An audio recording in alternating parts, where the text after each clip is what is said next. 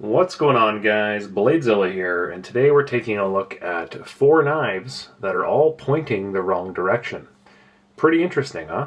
So, as you've probably guessed, this is the Quantum R1P Lefty in the R1P pattern in, well, I would say 3 new colors, but it's actually all 4 of these are new, since the original color, which is this guy, is new for the Lefty as well. So, these kind of all came out of the blue, was not expecting them, but all of a sudden we've got 4 brand new Lefty models to kind of take a look at.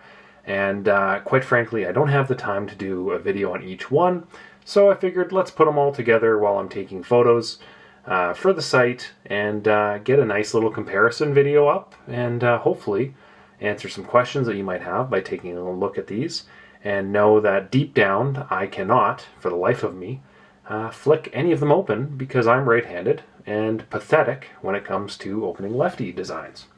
As a reminder, check out the website bladezilla.ca, which is in Canada, which has everything that is listed in stock, ready to go. And there you go, bladezilla.ca. I have not added these guys yet. I'll be taking some photos following this video. And got a stack of each to go, so I figured let's take an opportunity, grab a cup of coffee. I've got some espresso here, and grab a beer, grab a whiskey, depending on what part of the world you're in and what time of the day it is, or if it's early enough in the day in the right part of the world, go for it. More than anything, let's look at 4 new colors, or sorry, 4 new Lefties in 3 new colors, because I believe I've already done, I think I filmed some videos on some of the other colorways, but blue and purple are quickly becoming like the new things. So we're going to start with the original and then shuffle our way down the line, and I don't know if these are going to get out of frame or what, but just based on the fact that the camera freaks out if I have them directly in the frame. There we go, close enough. So this is the original Quantum R1P Lefty colorway. So I did a video on the Quantum R1P Lefty R1P in a right configuration, so essentially it would have looked that way, but with that front scale. And I had kind of broken this model down at the time with basically the blade material, the skeletonization, basically being external milling and internal milling, which is what these all have. They have the high level internal milling, which is not typically seen at this price point.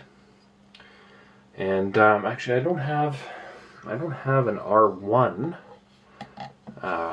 in the same configuration, but I think I've got an E-Knives one here somewhere hiding. Why don't I grab that and I'll show you real quick.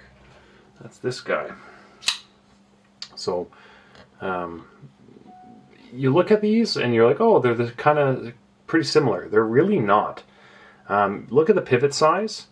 That's one, but the E-Knives one was a step up from the Monkey Edge one, because this one has multi-row bearings, whereas this one does as well, but they've gone to the bigger pivot, which is, once again, R1. They sell a lot of Shirogorovs, and when you're making your own signature model, they've ticked all the boxes. So they've taken the R1 Quantum and applied it to a Lefty variant. So I'm going to actually, it just feels weird holding a knife this way. Doesn't this look weird? This feels so bizarre. So we'll talk a couple features and then we'll kind of go through the colors. I'm actually in the middle of, just before a hockey game that's going to start here on TV, to see my favorite team get knocked out of the playoffs, so I'm very excited about that. So let's see here. So we've got the laser etched R1 pattern, which looks really cool, found on a number of exclusives, not just Shirogorov, but Recon 1, as you know, is the main hub for anything Shirogorov for North America. And they get some cool patterns. It looks really cool, and if you kind of squint your eyes, it kind of looks like a propeller pattern. It looks real nice. So that's lasered in, which looks terrific. We've got some light milling up top. We've got the Shirogorov Bear down in the corner, which is a nice touch. I've always liked when it's down there versus on the blade.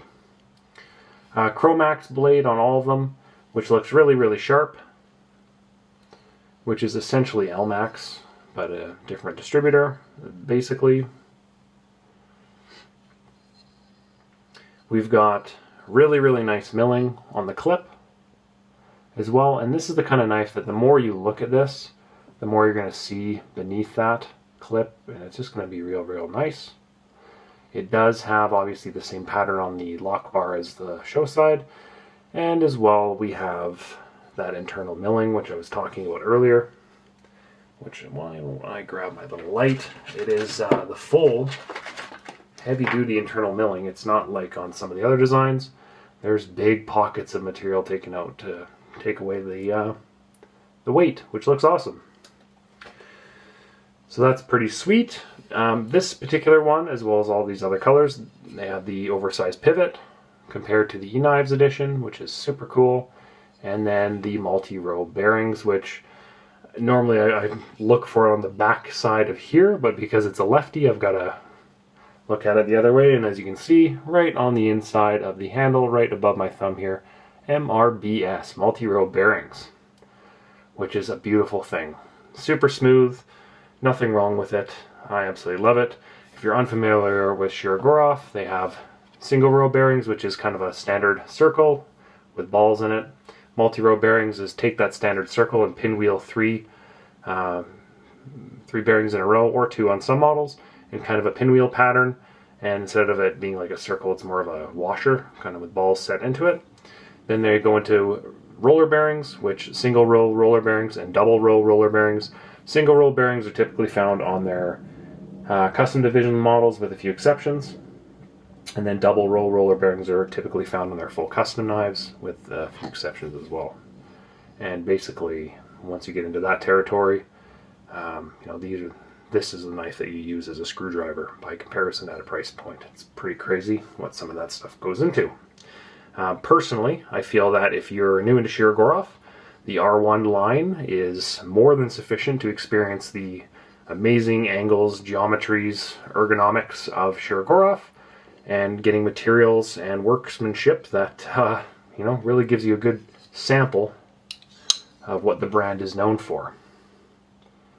As you can see, it looks good. I'm going to switch a different color here just to kind of go through it. This is the bronze. So the first was Thai. This is now the bronze. And this has not been cleaned. This is right out of the box. So there are some factory kind of marks. Sometimes they come with a little bit of oil from assembly and whatnot, which is very normal. When you open the anodides, they go, oh, it looks like right here. You can just kind of see, oh, it looks like there's some blue. Literally, that'll clean right off. But beautiful, beautiful consistent pattern. Once again, the excellent below the clip kind of lines. Now there's no back spacers on these, but there is a standoff, which is nice, because you can get in there and clean out whatever gets stuck inside the milling on the skeletonization. We've got the Bane mask on the back, the 3 pins, and the main reason for that is because these are a machine ground blade. That's what Ursus in the Shirogorov line means, is they're machine ground versus hand ground. They set this really, really tight. That blade length is ultra consistent. And in order to get this blade length inside this handle, it's a 4-inch blade, but it in hand doesn't feel that big. That's what she said. You've got to do some cool work around here so that you don't, without those pins you might be cutting yourself. That's all. But really, really cool. I'll flip into, what color do we want? Blue? Blue. I think blue looks really, really sharp, personally. And it's the first I've seen blue. As you've probably seen, I'm a big blue fan with my Quantum Custom Division blue here. A little different in the anodizing, but blue nonetheless. Big fan of blue. The bigger pivot just looks so cool. It's again multi-row bearings kind of under the top, hiding there. Flipper tab. The flipper tab on these, on all Quantums, as you can see, are built into the edge of the frame. So it's a nice little angle. Very easy to find if you're not used to it, but it is a little further away. And I will say this, I'm just so used to keeping it that way. If we grab a Hattie, for example, this is an F95. You see how the flipper tab, it's obviously in front of the pivot, but you get a nice little spot to find the flipper with, and this is basically the same as the Neon as well. I'll grab a Neon, which is a smaller version, but there's the Neon, same design. You get the little flipper tab that you can kind of find it in the frame. Whereas on the Quantum, like I said, it's built into the tip. So you just need to reach forward and you grab the furthest point and pull back, and it's really easy to find that flipper tab, which is cool. Very, very cool. And that same design, as I said, is on my Quantum Custom Division. Same thing, right? It's built right in. So, pretty cool. Blue looks sharp. But yeah, it's got some backspacers, or sorry, standoffs. Looks cool. It's kind of got a little bit of machining to it.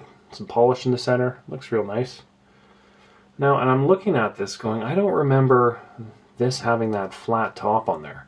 Could be wrong, but I always thought it was just a circle kind of pressed in there. I don't recall the machining.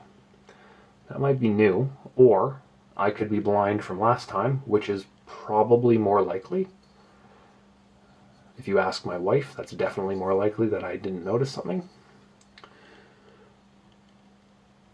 But blue looks real sharp. I'm going to keep this here just because I'm going to show the purple. And in some images, the purple is really, they look very similar, but clearly they don't in the flesh. So once again, I'm just going to move that over here. Once again, we can kind of see in the anodizing, the repeatability of these. You just think, oh, it looks, there's some different colors. If I took a microfiber cloth to this, that would wash away, and it would be a very consistent purple, just like on the blue. Those colors show it a lot more than, say, bronze in an anodizing. But I love the bear on the heel here. I'll flip this guy around. Take a look at this side now. They all have, obviously, a steel lock bar insert on the knife itself, which, if you don't know, geez, I'm like trying to show this side. This is so me. I'm trying so hard to show where the lock bar is, but it's backwards from what I'm used to. So I guess we're going on this side. Sorry about that, guys. Metal lock bar insert, steel lock bar insert. I don't know what the actual material is being used, but it's to basically, act as a wear item in between the Chromax M390, S90V, etc. MagnaCut blade and the titanium frame, and that's this little piece here. And you want that to wear, but more than anything, you don't want titanium and Chromax in this case to have any kind of stiction between the two and get lock stick. You don't want that. So they put that in there, and then obviously it hangs down inside the frame, and as you can see, there's a little tooth molar, and that's to prevent the lock bar from, they call it an over travel stop, so that lock bar doesn't bend past the frame. Because from the factory, they put a bend into it, and if you're constantly pushing this past the frame itself, or past this, I guess, parallel lines, it's going to artificially reduce the amount of tension on that lock bar, which is not good. And then all of a sudden, you're cutting fingers off. Which happens. Not that I know. But I do. Yeah, it's pretty simple lock bar insert. Super smooth. From the factory, a lot of these, just for production models, they tend to feel a little dry, a little almost notchy, because I think they've switched to some kind of like a wax grease. And, once you flip it, say 12, 15, 20 times, 25 times, it'll smooth right out. But they do definitely feel a little notchy in some of them from the factory, like brand new production stuff. Pretty normal. As you can see, they've maintained the same design of the righty Ursus R1, in that they've got the bevels for the flipper tab, so when you pull that back, your finger's got a nice relaxed spot to kind of fall into as well, which is awesome. No cutting, no hurting yourself. I'm going to go back to the blue. The camera seems to like the blue color better. I don't know why. But yeah, nice bevel all the way around. We've got a flat top and then some rounding, all the edges. We've got the matched sides on the knife all the way around. It's a real comfortable one in hand when you hold it. You'll find the clip just melts into your hand and doesn't create any hot spots at all.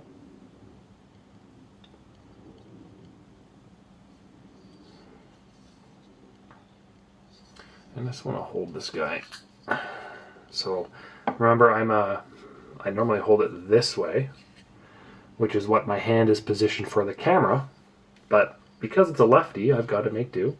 So I am an extra large glove, and as you can see, I've got lots of room with a Shirogorov Bear, so if I develop a sixth finger, I could certainly have room for it.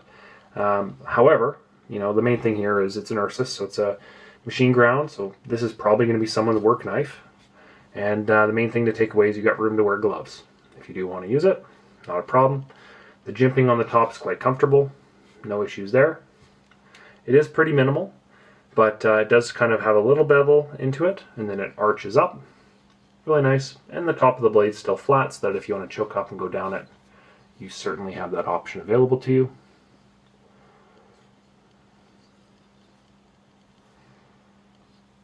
Quite a nice grind on this, very consistent. Very nice knife. Very, very nice knife. And you know, when I first filmed the R1 Quantum video, I legit said it ticks all the boxes of my favorite parts of probably the entire line. You know, you get some machining on top, you get the inlays, you get the skeletonization, which is crucial in a knife like this to save so much weight on a 4-inch blade. You get the cool machining on the back. Chromax is more than you'll ever need. You know, sure, M390 would be great. That's the gold standard. You're going to end up paying multiple $100s more to get M390. So, Chromax, will it work? Absolutely. Think about it as an LMAX. Will LMAX do? Absolutely. You know, multi-row bearings, standard. That's unreal.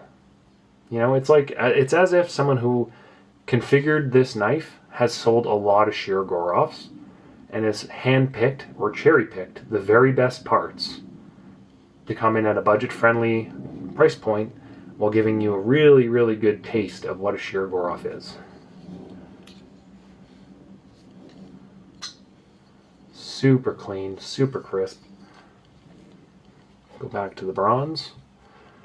The bronze is the sleeper of the lineup, I'd say, because from a distance, it kind of just looks like a regular tie knife. But when you compare it with the tie knife, you go, oh, there is a little bit of gold in that. Much like the recent Stellar, gold and blue. You know, it's just enough to kind of just see a little tinge of some sun in there. And it's real nice, but subtle. You are getting that subtleness. There's the camera freaking out once again, seeing something in the background. Oh my god, there's another knife. I have to focus on it, even though there's a knife right in front of me. As I said, all the same design. That beautiful tab that's built in. And remember, guys, you know, I know this looks like you can use a screwdriver on this pivot, and you can, to take it apart. It's real easy. But, you know, use the right tool, or use something softer like a penny. Use the Shirogorov tool, or even use like a folded MasterCard, something softer than the pivot. I don't know if these guys are steel hardware or if they're titanium. I would guess that this one is steel and that one's titanium. Just based on previous experience, but I'm not certain of that. Remember, it is an entry-level knife, but it's just above entry-level versus an Ursus Quantum would be this one. So, little different, but still the same. You look at the features on the inside of this one. I'm going to just actually weigh the two of these. And I'll go back to this guy, actually. I'm going to weigh this because I want to show you the difference of a standard Quantum Ursus versus the R1. Because it's kind of crucial. Because there is a substantial difference in that internal milling on the skeletonization, which is important.